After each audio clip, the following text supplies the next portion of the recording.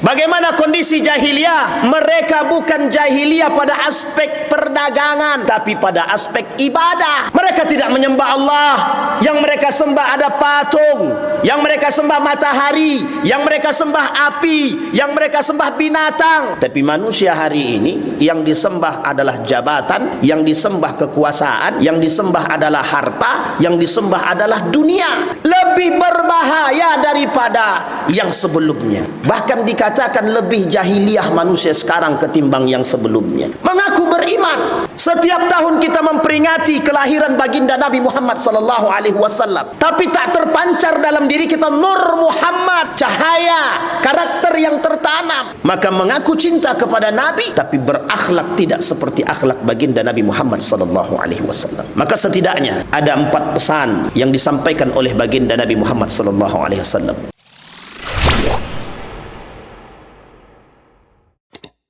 Innama bu'ithtu liutammima makarimal akhlaq.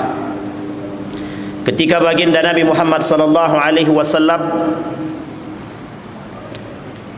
dibaiat menjadi seorang nabi, sebelum Nabi dibaiat menjadi seorang nabi pada umur 40 tahun, Nabi Muhammad sallallahu alaihi wasallam dikenal sebagai orang yang mampu memberikan perdamaian pada situasi pertempuran perpecahan di tengah kabilah-kabilah Quraisy yang saat itu dikenal dalam sejarah dalam kitab Ar-Rahiq Al-Makhtub karangan Syekh Safiyur Rahman Al-Mubarakfuri. Ketika bangsa Arab Quraisy berselisih paham, berpecah belah atas peletakan batu Hajar Aswad di Ka'bah, maka datang seorang pemuda Al-Amin yang gagah, yang cerdas, yang sopan santutnya tak diragukan, yang komunikasinya bisa diterima oleh setiap umat, baginda Nabi Muhammad sallallahu alaihi wasallam. Setiap kabilah daripada kabilah Quraisy mengatakan jika Muhammad yang mengambil alih untuk peletakan batu tersebut, kami tidak ragu, karena orangnya terpercaya, amanah, jujur, karakter yang dimiliki oleh Nabi sebelum dibaiat menjadi seorang nabi. Sepanjang hidup Nabi sebelum menjadi seorang nabi sudah memiliki karakter dan akhlak yang mulia, yang dalam bahasa sejarah kita sebut turun temurun, mewariskan karakter-karakter generasi sebelumnya. Dimulai daripada Abdul Muttalib yang bernama Syaibatul Ham, adalah anak daripada abang Muttalib itu sendiri. Yang kedua, Abdul Muttalib memiliki perawakan yang baik serta akhlak yang mulia, yang dikenal oleh para penduduk-penduduk Mekah ketika dia datang bersama pamannya Muttalib. Maka dikenal sebagai orang-orang, baginda Nabi dikenal sebagai orang yang berakhlak mulia dari kecil. Pamannya mulia, terkenal sebagai seorang pemimpin yang baik, yang jujur, yang amanah. Maka tak salah karakteristik daripada Muttalib menular kepada baginda Nabi, karena Nabi hidup bersama pamannya yang bernama Muttalib. Maka Syaibatul Ham waktu kecilnya yang ditinggal wafat oleh ayahnya sudah menjadi figur yang selalu menambah tingkat penasaran masyarakat Arab terhadap akhlak baginda Nabi Muhammad sallallahu alaihi wasallam. Seketika Nabi Muhammad sallallahu alaihi wasallam, atau ketika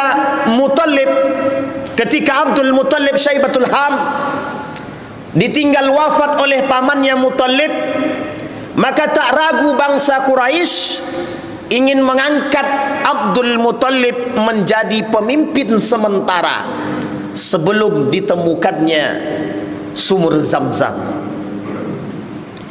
Ketika Abdul Muttalib menjadi pemimpin, para bangsa Arab tidak meragukan kehebatan komunikasi, lemah lembut akhlak kepemimpinan yang dimiliki oleh Abdul Muttalib Syaibatul Haq. Menular karakter ini kepada anak-anaknya, terutama kepada dua di antaranya, Abu Talib, begitu juga kemudian Abdullah, yang semasa kecilnya Abdullah dikenal sebagai orang yang mulia, orang yang baik, orang yang sopan, tutur katanya yang lembut, terjaga. Generasi yang mewariskan akhlak mulia kepada seorang anak yang yatim, yang piatu, yang bernama Muhammad atau Ahmad ibn Abdullah atau Muhammad ibn Abdullah.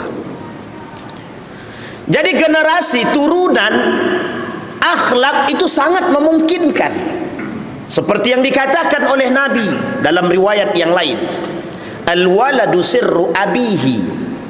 Seorang anak akan mencontoh karakter daripada bapaknya, sisanya dari ibunya. Jadi orang tua menjadi penentu terbentuknya karakter seorang anak sebelum anak ini bertemu dengan lingkungannya. Dan setelah mereka bertemu dengan lingkungan, orang tua juga menjadi penentu melalui kebijaksanaan dan ketegasannya untuk membentuk karakter anak. Mengapa ini perlu kita sampaikan? Saatnya kita revolusi akhlak, bukan revolusi mental, tapi revolusi akhlak. Bobroknya akhlak sekarang sama seperti ketika baginda Nabi Muhammad sallallahu alaihi wasallam sebelum menjadi nabi, pra Islam, jahiliyah. Perbedaannya dengan sebelumnya adalah hari ini orang mengenal Islam, tapi mereka kembali kepada masa jahiliyah. Yang dahulu mereka tidak mengenal Islam, justru menentang Islam. Karena apa? Karena karakter mereka bertolak belakang dengan nilai-nilai Islam. Tapi uniknya manusia hari ini, bobrok akhlaknya, lisannya, perilakunya, adabnya setelah mereka mengenal Islam. Apa yang terjadi dengan manusia hari ini? Mengapa mereka merendahkan diri mereka di hadapan manusia dan Allah dan Rasulnya melalui perilaku? Ada yang disebabkan oleh kecintaan manusia terhadap dunia, disebabkan oleh manusia haus akan dunia, disebabkan oleh mengikuti dan mempertuhankan hawa nafsu dia. Apakah ini generasi? Mungkin regenerasi yang dilakukan oleh orang-orang yang sebelumnya yang tidak memiliki akhlak, mengeneralisir dan menurunkan kepada generasi-generasi setelahnya. Mungkin kita katakan korupsi itu adalah generasi regenerasi jariah yang menularkan karakter-karakter yang buruk, perilaku-perilaku yang tidak dibenarkan oleh agama. Tapi pelaku-pelakunya mengaku beriman dan beragama. Ini satu hal yang penting bagi kita. Betapa daruratnya negara kita hari ini dengan akhlak. Degradasi akhlak, runtuhnya moral. Founding Father ketika kemerdekaan Republik Indonesia menginginkan negara ini berakhlak, bermoral, beradab. Kalau kita merdeka secara proklamasi tapi kita tidak merdeka secara adab, perilaku, buat apa kita merdeka? Dulu penjajahnya dari luar, sekarang yang menjajah pribumi. Dan ini terjadi pada masa jahiliyah sebelum datangnya Islam. Artinya apa? umat manusia hari ini beragama mengikuti perbuatan-perbuatan orang-orang jahiliyah sebelumnya. Ma'asyiral muslimin rahimakumullah, sebelum Nabi dilahirkan atau ketika kelahiran baginda Nabi Muhammad sallallahu alaihi wasallam, setidaknya ada 3 peristiwa besar yang diabadikan dalam kitab-kitab sejarah. Yang pertama, matinya api yang tidak pernah padam selama 1000 tahun dari para penyembah api Zoroaster Persia, Majusi. Yang kedua, ketika kelahiran baginda Nabi Muhammad sallallahu alaihi wasallam, Raja Abraha yang menghancurkan Ka'bah dibinasakan. Yang ketiga, terjadi kedamaian ketika kelahiran baginda Nabi Muhammad sallallahu alaihi wasallam di tengah orang-orang kafir Quraisy yang ketika itu belum dikenal sebagai kafir Quraisy karena Islam belum datang. Tapi kedamaian tercipta dan nampak, sehingga penamaan baginda Nabi Muhammad sallallahu alaihi wasallam ketika penamaan namanya juga bersandarkan pada ikhtiar yang besar, berbentuk ilham yang diberikan kepada sang kakek Abdul Muttalib, satu-satunya nama pada saat itu yang bernama Muhammad dengan penuh kemuliaan, yang tidak pernah diberi nama kepada siapapun sebelumnya. Ma'asyiral muslimin rahimakumullah, itu kondisi. Tapi di luar itu kita melihat bagaimana kondisi orang-orang kafir Quraisy, bagaimana kondisi jahiliyah. Mereka bukan jahiliyah pada aspek perdagangan, tapi pada aspek ibadah. Mereka tidak menyembah Allah. Yang mereka sembah ada patung, yang mereka sembah matahari, yang mereka sembah api, yang mereka sembah binatang. Tapi manusia hari ini yang disembah adalah jabatan, yang disembah kekuasaan, yang disembah adalah harta, yang disembah adalah dunia. Lebih berbahaya daripada yang sebelumnya. Bahkan dikatakan lebih jahiliyah manusia sekarang ketimbang yang sebelumnya. Mengaku beriman, setiap tahun kita memperingati kelahiran baginda Nabi Muhammad sallallahu alaihi wasallam, tapi tak terpancar dalam diri kita nur Muhammad, cahaya karakter yang tertanam. Maka mengaku cinta kepada Nabi, tapi berakhlak tidak seperti akhlak baginda Nabi Muhammad sallallahu alaihi wasallam. Maka setidaknya ada 4 pesan yang disampaikan oleh baginda Nabi Muhammad sallallahu alaihi wasallam. Kata baginda Nabi Muhammad sallallahu alaihi wasallam, "Man kana yu'minu billahi wal yaumil akhir falyakul khairan aw liyasmut." Di tengah hiruk pikuk dunia yang tiada akhir ini, di tengah kekacauan yang sangat kacau ini, umat-umat muslim diberikan nasihat oleh baginda Nabi. Yang pertama, jika engkau mengaku beriman kepada Allah, falyakul khairan aw liyasmut, katakan yang baik, yang hak, yang benar, atau kalau memang tak sanggup mengatakan kebenaran, sebaiknya diam. Ini persoalan kita hari ini. Lisan yang tak bertulang bisa menyebabkan kehancuran. Lisan yang tidak bertulang ini, lidah yang tidak ada remnya ini, selain daripada iman yang mampu memberikan aturan dan regulasi pada lidah, tapi berdampak negatif yang besar. Zaharal fasad fil barri wal bahri bima kasabat aydin nas, salamatul insan fi hifzil lisan. Orang beriman menjaga lisannya. Tapi manusia hari ini seolah-olah mereka lebih mengerti daripada orang yang pakar di bidangnya. Seolah-olah lisan mereka mampu mengatakan yang tersembunyi.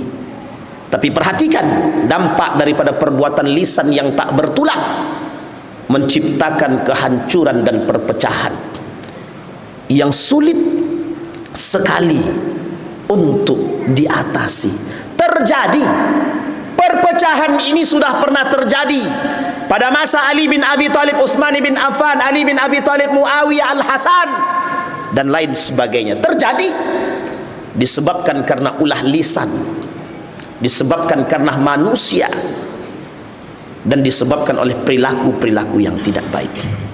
Yang kedua, kata baginda Nabi Muhammad sallallahu alaihi wasallam, la taghdab falakal jannah. La taghdab, la taghdab, la taghdab. Ibnu Hajar Al-Asqalani menambahkan la taghdab falakal jannah. Hei manusia, jangan marah, jangan marah, jangan marah. Bukan tidak punya arti. Mengapa Nabi melarang? Kaitan ghadab, amarah adalah kaitan dengan diri. Kata baginda Nabi Muhammad sallallahu alaihi wasallam, laisa syadidu bisur'ah, innamas syadidu man yamliku nafsahu indal ghadab. Orang yang paling kuat itu, kata Nabi, bukan ketika dia sedang merasa kuat dengan diri dia, bukan. Orang yang kuat itu adalah orang yang bisa menahan diri dia ketika dia berada dalam keadaan kebencian yang mendalam, ketika dirinya berada dalam hasutan nafsu yang tinggi, dia bisa meredam diri dia. Inilah yang disebut dengan perdamaian abadi dalam diri seseorang. La taghdab, kata Nabi. La taghdab, jangan marah, kata Nabi. Ma'asyiral muslimin rahimakumullah, bagaimana manusia bisa marah? Terpancing. Ada yang menyebabkan, ada. Maka harus saling bisa memberikan pengertian antara satu dengan yang lain. Kalau kita semua memiliki sifat, dalam pernyataan Gus Bahak mengatakan manusia ini berpotensi melakukan kejahatan, tapi Allah dalam hadis riwayat Bukhari mengatakan Allah mengapresiasi manusia yang masih menahan diri dia untuk tidak melakukan kejahatan, baik dari ketika dia amarah ataupun tidak. Kenapa demikian? Bayangkan jika manusia semua yang terpancing emosinya mengeluarkan karakter amarahnya, apa yang terjadi? Kehancuran tiada henti. Maka Allah mengapresiasi potensi. Tapi ingat, jangan karena mereka tidak mau marah kemudian kita merusak. Kita tak menjaga lisan, kita tak menjaga perilaku. Jangan dipancing dan jangan dibangunkan. Maka semua harus punya komunikasi yang baik. Lisan tak bertulang menyebabkan segalanya. Yang ketiga, kata baginda Nabi Muhammad sallallahu alaihi wasallam, perkuat ketakwaan dan rasa takut kepada Allah. Inna akramakum indallahi atqakum. Mulia itu, nasihat bagi kita semua, mulia itu bukan dengan harta, mulia itu dengan iman. Manusia hari ini menganggap kemuliaan itu dengan harta, sehingga berlomba-lomba mencari kekuasaan, mencari harta agar dipandang dan dihormati. Hilang harta, hilang kekuasaan dan tahta, tak ada satupun yang mau menghormati dan menghargai kita. Ini yang harus kita camkan dalam diri kita. Ma'asyiral muslimin rahimakumullah. Maka penting bagi kita hari ini untuk kembali mengingat innama bu'ithtu liutammima makarimal akhlak, uswatun hasanah. Nabi sebagai uswah hasanah, bukan penyempurna akhlak bagi manusia, memberikan contoh terbaik, contoh akhlak yang mulia yang harus dituntun oleh setiap umat manusia yang dilihat agar menjadi manusia-manusia berakhlak sehingga bisa menciptakan keseimbangan, keadilan dan perdamaian. Fa'tabiru ya ulil absar la'allakum tuflihun.